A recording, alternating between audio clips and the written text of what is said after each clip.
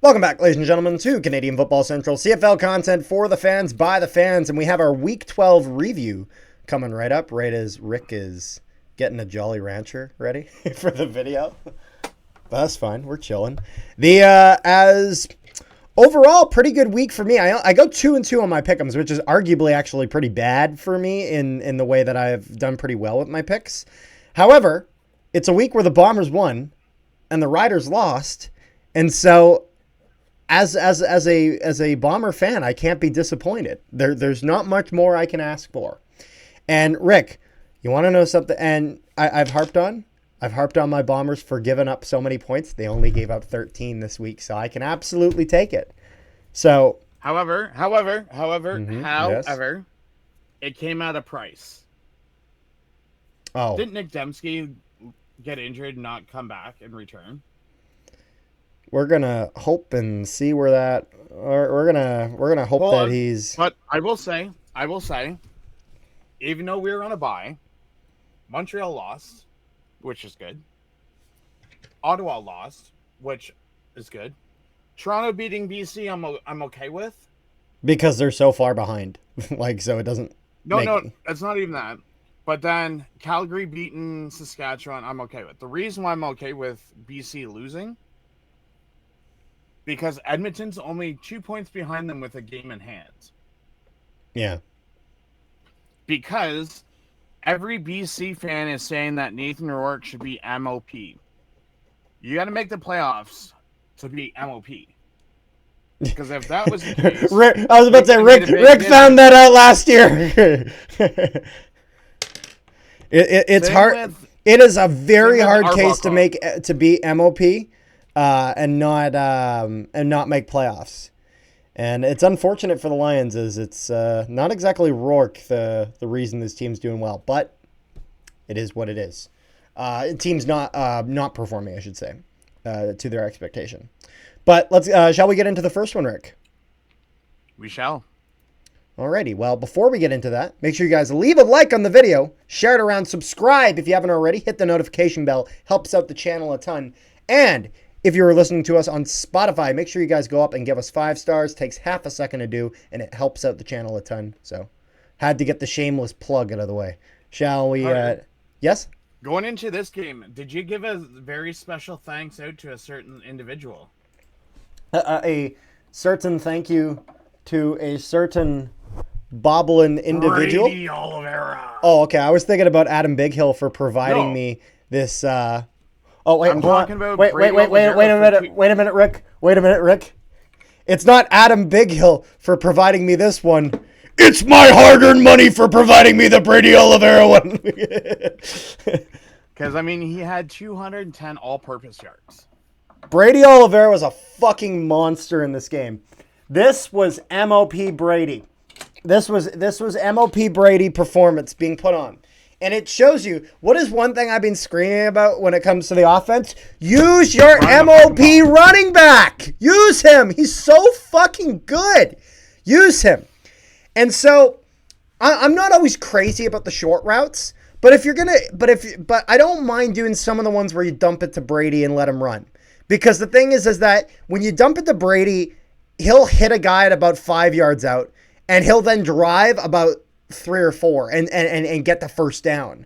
Like every time he picks up the ball after when a pass comes out for Brady, you'll notice every time he gets tackled, it's like a friggin' car crash. Like Brady Oliveira just drops that shoulder and pounds it through for as many yards as he can.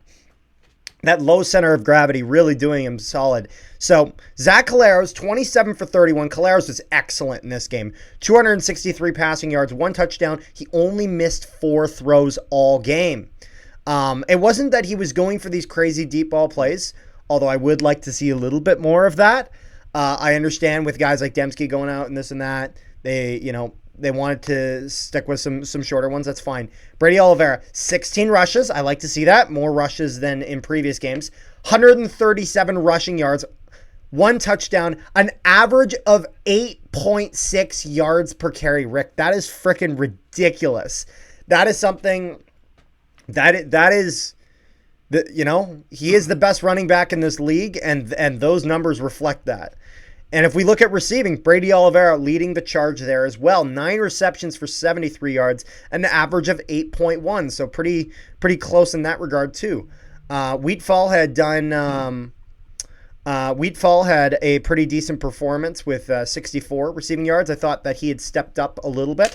I'm saying a little bit in the sense of it's not like he went out and got 100 receiving yards or this or that, but I thought that after some games he had kind of migrated into his shell. It seemed like he was kind of coming out of that shell a little bit, which we needed because Nick Dembski goes down and someone else went down. Who else went down? I have it written down in my notes. Hold on a second. Let me go to my game day notes. It'll be in there. There's a defenseman, no? Or defender? Was it a defender? Or an offensive lineman? Dembski got hurt. I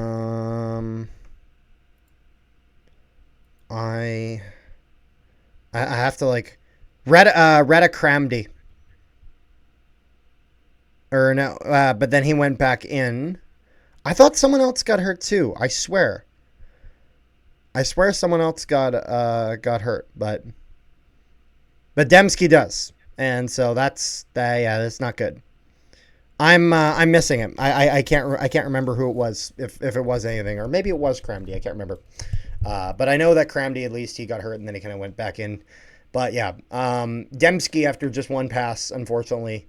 Or not one pass, after he had 4 receptions for 1 touchdown. He goes down eventually. Castillo was money, as he always is. Peyton Logan was decent at returner. I still prefer Trey Vavil, but then again, it was Peyton Logan's first game this season. It took even Trey Vavil to kind of find his footing after a few games, so that's fine. Give it a little bit of time and allow that at some point. But Evan Holm with a pick as well as Trey Vavil. Although I will say that Trey Vavil pick was one that I would be more shocked if he didn't get it, in the sense of that ball was coming straight to him. But, got to be able to make the play under pressure, and he does, so credit to him. Was hoping that we would get more sacks. When I say more, I mean at least one. Willie Jefferson did a good job knocking some balls out of there.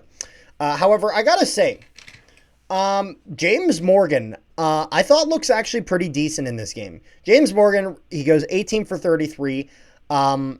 I actually think that a lot of that was because of that. I thought the Bombers played tighter. He very much is a rookie QB in the sense of he throws for 198 passing yards, 1 touchdown, 2 picks. The 2 picks are plays that are they're just kind of slip ups. It's one of those things when you have a rookie QB go in. He's going to have those plays from time to time. But I actually thought James Morgan was quite promising in the sense of that if I'm Montreal next year, I wouldn't necessarily put it. I don't think it'd be the worst decision to have him as your backup quarterback next year. I don't think that would be because obviously if you actually watch the game and you look at some of the plays that he did make out of his 18 completions, look at the ones he did make. He made one for 45 yards that was really good. Lawson Jr. got completely burned on that play.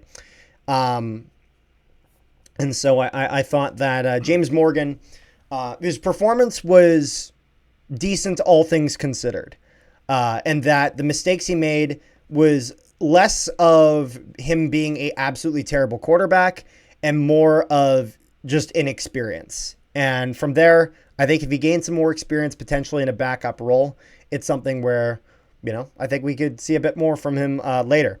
And then, of course, the 144-yard pass for Snead. I was just gonna say if James Morgan goes down, just throw Tyler Snead in as quarterback. Yeah, Alexander Hollins and Tyler Snead were a bit of a problem for the Bombers at times, especially Hollins. He kept throwing that ball there, and Travis Taze, he was great. Actually, no, he wasn't great. He was okay. Because I was about to say, I think it was prior games where he had been pretty good for them, but he had some decent plays. He had a good rush for about 10 yards and whatnot. But he's a bit of a younger guy that has done well with them. I don't know why I said he was great. I think I was thinking of prior games where he had put up a bit of a good showing. He's a guy who's young with promise, though. Again, Maltos Diaz goes 2 for 2, and he hits the extra point as well. Defensively, Darnell Sankey with the most tackles for him. There was a sack for Murray as well as Adiemi Berglund. No interceptions, though, for the Alouettes, as Zach Caleros did not throw any picks. So, all in all, I thought this was a much more well-rounded game for Winnipeg. I know a lot of people were talking about how, we should have won by even more than 13 in the sense of he's a fourth-string QB. But at the end of the day, when the Bombers' offense is on the field, the fourth-string QB isn't the guy making the defensive plays. The Alouettes, one of the things that have made the Alouettes very good in their prior years is a pretty good defensive performance. And so defensively, the Alouettes are a very good team. And Bombers still were able to put up 26. We're still able to put up 26, and they held the Alouettes to 13, which I thought has been much better than some of the games past. So my question to you is, without looking at numbers, what is your general consensus? Peyton Logan, since it was his first game as a Bomber. What's my general consensus on Peyton Logan? Without looking at numbers. As of right now, and I don't know if I actually would have looked at numbers anyway, but as of right now, Peyton Logan to me, I think I've seen more out of Trey Vavel as a returner so far in the small sample size of Peyton Logan than I have of Peyton Logan. But on plays like kickoff, you're not having one returner on the field. You got two. So keep him out there. I don't see any need to swap him out for someone. I mean, the guy we had out there was Quinton Cooley, who is now released. But, I mean, the amount of times he dropped that fucking ball, I think I was about to blow my own head off. I liked him as a running back. As a returner, I've never been so close to just, spontaneously combusting. But I think, you know what? I think he needs more time. I think we got to give it a little bit more time before I can really formulate a fair opinion on him. That's fair.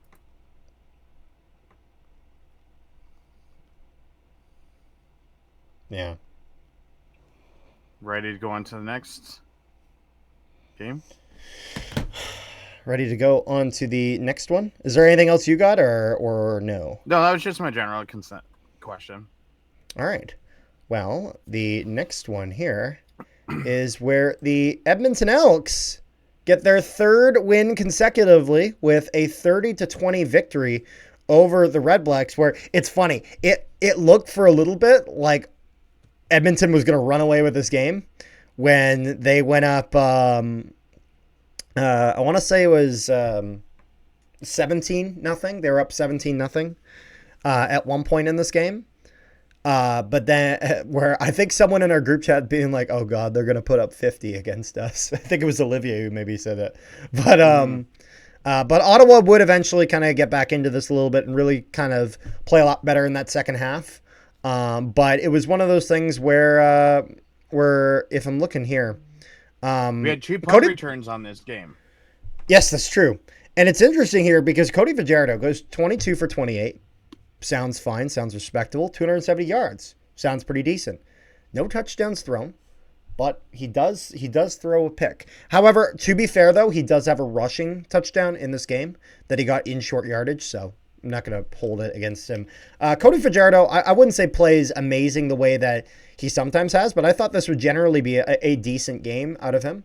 Again, even with I think you got to not look too much into the 1 interception thrown and the no touchdowns thrown, as I think he did relatively decent. If you look rushing, his average was 11.4 yards on average, with the longest being a 30-yard rush. So give credit where credit's due. He was their leading rusher in this game as well, with 57 yards on 5 rushes.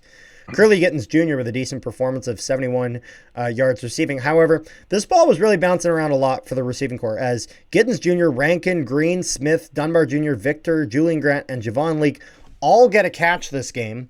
And even then, the guy with the least amount of yards receiving is Javon Leake with 1 catch, and he got it for 17 yards. So all in all, there was the Edmonton Elks receiving corps as a whole was really holding the workload. It was not just one guy pulling the full weight here. And I actually can say mostly the same thing about Ottawa too. It's just that each one of their guys was just not providing quite as much as the guys over in Edmonton were. Although Dustin Crum plays all right with 23 for 29 completion percentage, 277 passing yards, and 1 touchdown passing. The only difference between Crum and Fajardo is Crum had 1 more completion and attempt than Fajardo. Yeah. Actually, do you want to know a fun fact? Both quarterbacks were the leading rushers of their teams in this game. Both Crum and Fajardo. And both had rushing touchdowns. Yep. The only difference is Crum didn't throw an interception, but he threw a touchdown. Yeah. Yeah. It's just like Ottawa's just. I don't even think you can even save this season anymore. It's almost like Toronto, where they have to win out all their games, and it doesn't help that their next 2 games are against BC. Yeah.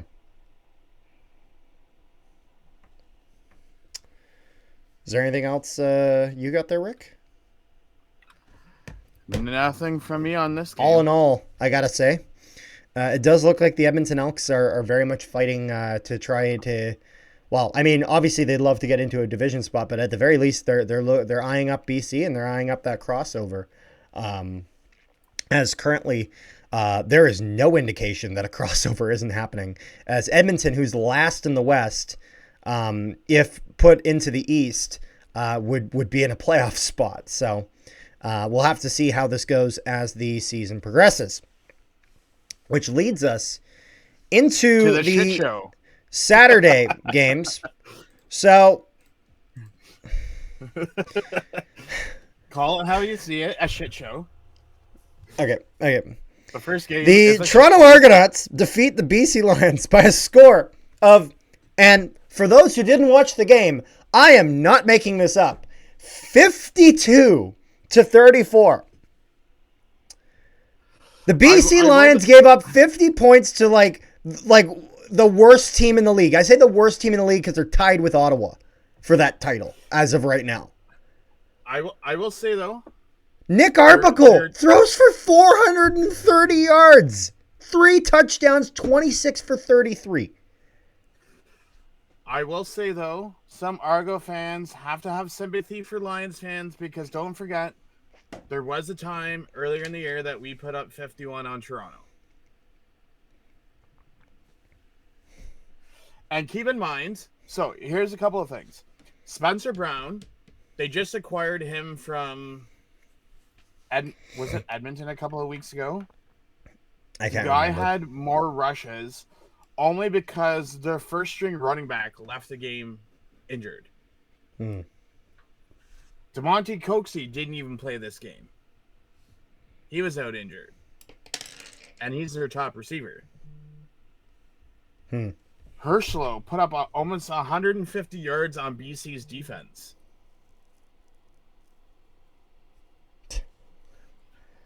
Like, if people in BC are going to sit there and tell me that BC's team is a playoff team,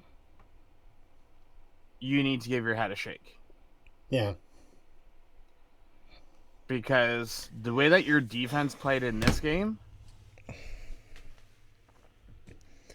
You know what the thing is? was atrocious. The BC Lions are like that defense, like that defense is a problem. And it's not because there isn't good personnel there. I mean, maybe we can get upset about some of them, but when you're giving up over 250 pass receiving yards to just 2 guys, you got a problem on your hands. Herslow with 2 touchdowns. There was 1 for Mattel, but then Brissett got 118 receiving yards on just 4 receptions.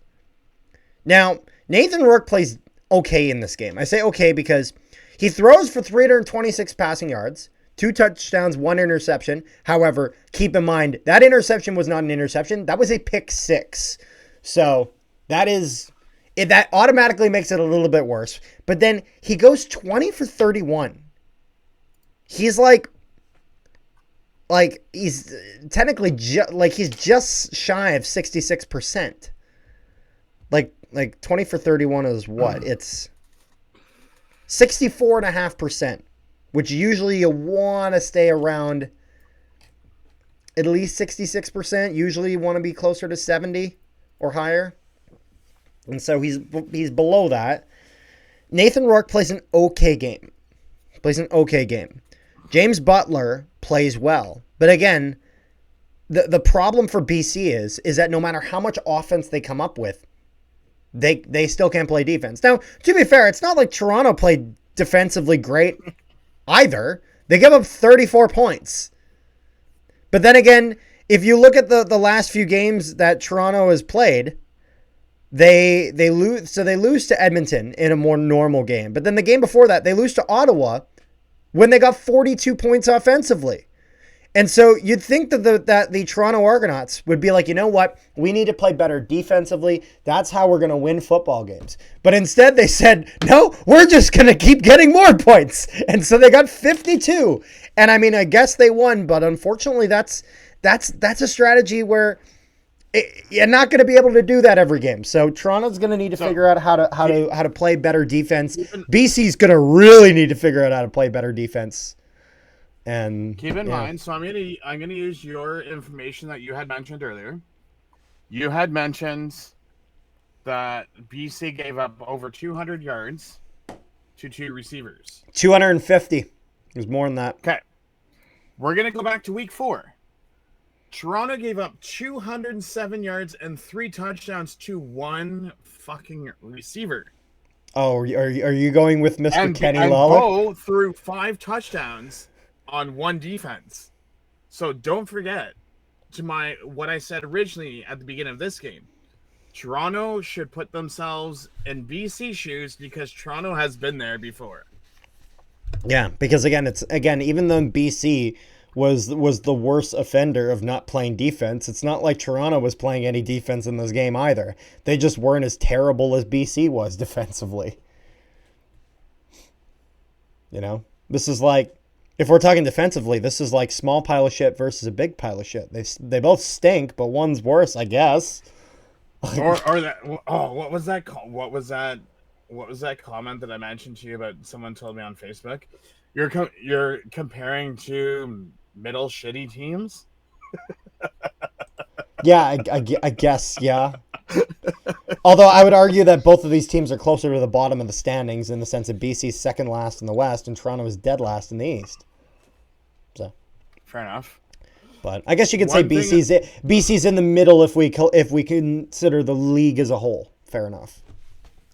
One thing that I will give Toronto fans credit for, yeah, is they put in 18,000 fans. Yes, in that game on Saturday. So again, I will give credit where it's due. Yep, no, that's fair. And to be honest, as much as I'm someone who I still believe every team in this league should be at 20, 18's a lot better than what I've seen in a lot of these games for Toronto, where I've seen 13, when I've seen 14, 15. 18's a more respectable number. It's in the right direction. So, is there anything else you got for this one, or shall we get to the last game of the week, Rick? We should get to the last game of the week because Calgary has swept yet another team. Yes, and Bombers aren't the only ones. Yes, and it was and they swept the Saskatchewan Roughriders. Saskatchewan 8-2. You're one of us. Yeah, exactly. No, we will never. We will. Well, I guess we'll. That's the thing. Saskatchewan fans can no longer chirp Winnipeg fans for getting swept by Calgary because they got swept by Calgary too. And so there is at least that. However, I guess where the Riders are a little bit more fortunate is they only play Calgary twice, whereas we had to play them 3 times. So Riders go down to an 8-2 record as the Stampeders win with a 32-15 score over the Riders. And One thing I got to mention here, right off the hop, Rick, is there's something that is very good about this game because there have been certain times where attendance in Calgary is just kind of being, Calgary had 28,295 in this game, which was so very good crowd over in Calgary. Not that Calgary is being, not that I've been sounding the alarm. Calgary attendance is a big issue, but it's something that the team's doing a bit better. Hopefully that reflects in the attendance, and we got to see that a bit in this game. It was a packed house there, so that's good. Now, this game starts off in hilarious fashion, also known as Brett Lothar misses a 28-yard field goal. If I'm Saskatchewan, that first-round pick is going to Toronto for Lyram Haralahu. Mind you, they did bring in Campbell Flair, who was already with their team earlier on in the year, but he was cut. But he's back on their team, so they didn't have a second. He was cut, and Brett Lothar made the team. Imagine that. I think he was. I think so. No. But imagine this, Rick. Imagine you watch Brett Lothar miss a 28-yard field goal, and they think you're worse than that. I guess you could go with him, but if you're Saskatchewan, if you're looking at the season, you're 8-2. You're thinking this is our year. This is the year that we gotta put pen to paper. This is the year we make a push. The team's doing well. There's one notable exception, and it's the kicker. I know he's done great in prior years and all this and that, but he's not what he used to be. I will correct myself. So he started with Calgary in 23. He got cut by Calgary, signed with Saskatchewan in 23. Got cut in August of 23, signed with Calgary again in 23. Yep. Cut by Calgary in 24, signed with Edmonton. Got cut at the end of the season by Edmonton. Got back in by Edmonton. Got cut at the end of camp. And then just signed with Saskatchewan again. Yeah. But my interesting thing... Well, I have two interesting things, per se, for this game. So, if Sask fans think that their team is great, what happened to their rushing game? Their rush defense? Because they gave up 141 yards. Yeah. Their defensive line, they had 2 interceptions, 0 sacks. Calgary had 2 interceptions and 4 sacks. Yeah. Saskatchewan's team did not show up. And don't forget, they scored 2 singles in the first quarter. Yep. 2 touchdowns and an extra point missed because I think they went for 2 the one time and they didn't get it. And then they got shut out the whole second quarter, or the whole second half. Yeah.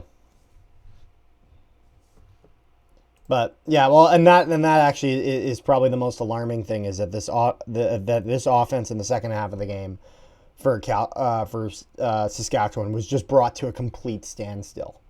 And it's one of those things where it's not like they're not capable.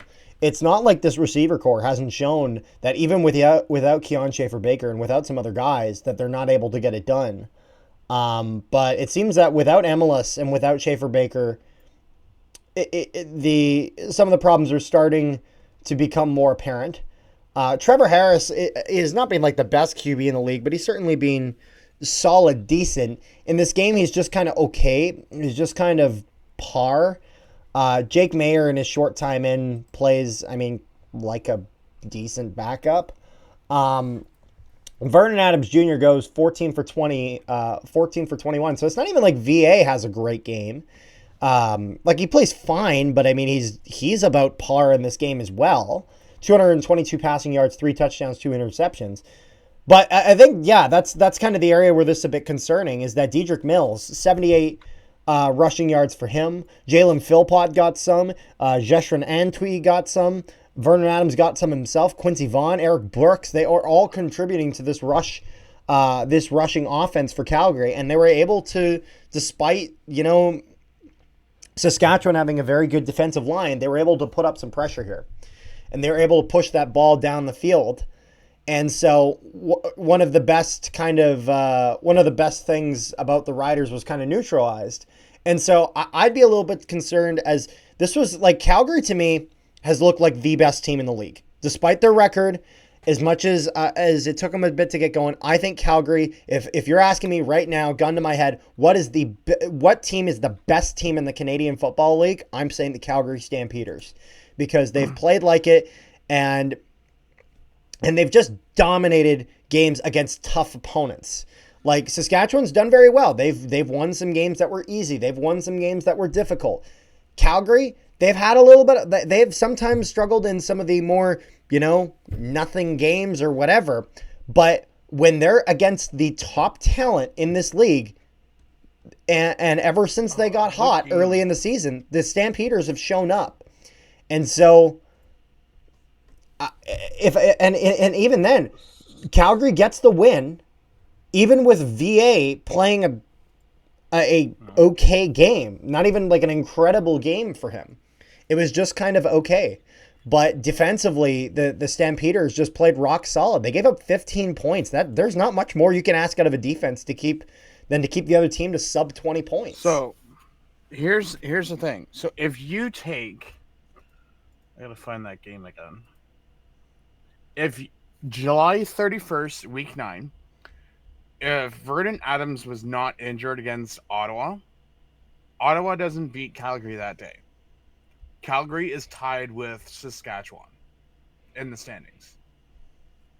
And then Calgary would also have the tiebreaker, because then they have also swept Riders twice.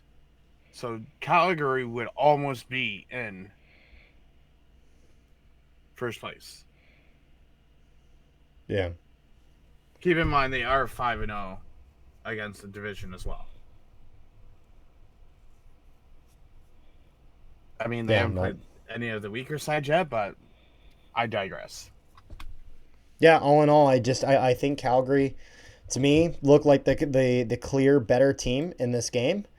And if you're Calgary, that's a lot of momentum that you can take going into Labor Day next week. Got 3 Labor Day games going on next week. 3 big games. You got the Battle of Alberta. You got the Labor Day Classic over in Hamilton. And in Saskatchewan, the Bombers and the Riders in the 60th annual Labor Day Classic between the Bombers and the Riders. Of course, you'll be at the Labor Day Classic in Hamilton. I will be driving to Saskatchewan to see the Bombers and the Riders for my third straight year. My brother will be in the Mosaic Stadium press box, which will be fun for him. And so, a lot of good stuff. Yeah. You didn't know that, Rick, did you? Well, you told me that your brother was doing press stuff. Yep. Yeah. No, he'll be in the press box at Mosaic for that game. So, a lot of fun. Is there anything else we got? There will be a video that me and Carter are going to be releasing this week.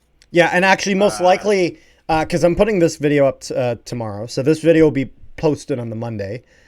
Later on, today, on Monday, and I say later on Monday, but there's a chance maybe it gets pushed to Tuesday, but for sure either on the Monday or the Tuesday, we will be uploading a video on CFL fans fight cancer. So make sure you guys check out that video, as in the center of that video, right where the CFC logo is for this video, is going to be a QR code where you guys will be able to donate to help with cancer research, as you guys are doing the walk this year. Yes. From BMO. Oh, wait. Yeah. I have something to show you. I picked this up yesterday. Oh, yeah? These are the shoes that were sponsored for us. Ooh. Nicely done. Scootney. Nice. Scootney's the brand. Scoot. But yeah, I haven't tried them on yet. Kootenai, but with an S. I was about to say, Rick, you took them out. You could have done an unboxing. Oh, that's okay. Because we can save that for next video. There you go. Is there, Rick? Is there anything else, my friend? Yeah. Sweep those damn friggin' Riders, please. That's the goal! That's the goal! I'm excited for it. So make sure you guys tune into our preview. I'm also going to be doing a preview on the Nolan Hockey podcast of just the Bombers Riders Labor Day game as well. So if someone's wanting an in-depth one on just that game in addition to the preview that we put out on this channel, make sure you guys tune into that. So all that fun stuff. So without further ado, though, make sure you guys like, share, and subscribe if you haven't already. And comment down below what you guys thought of the games this week. And give us 5 stars if you are listening to this on Spotify. And Rick, anything else you got? Nope. All right. Well, peace, love, and positivity, all you wonderful people at home. And we will see you guys next time.